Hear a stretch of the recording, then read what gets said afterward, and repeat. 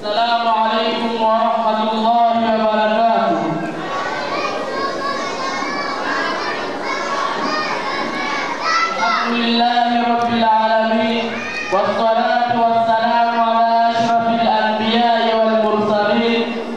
أما بعد، baada ya kumshukuru Mwenyezi Mungu na kumtakia rehema na amani Mtume wetu Muhammad sallallahu alaihi wasallam, nimesimama mbele yenu kuwaelezeni mbaya ya shirki kubwa.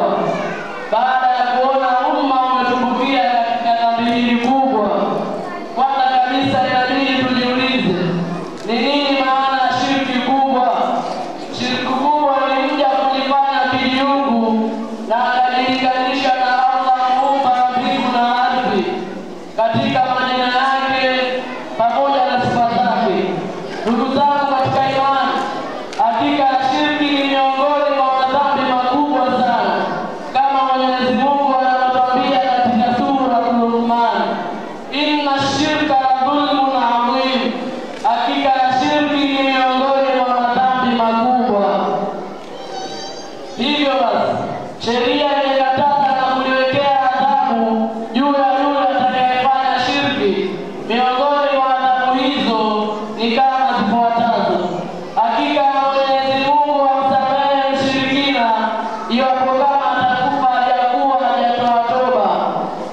Mwenyezi Mungu anatuambia, inna Allaha la yaghfiru an yushrika bihi wa yaghfiru ma duna dhalika, hakika Mwenyezi Mungu amsamehe yule anayeshirikisha na msamehe asiyokuwa hayo.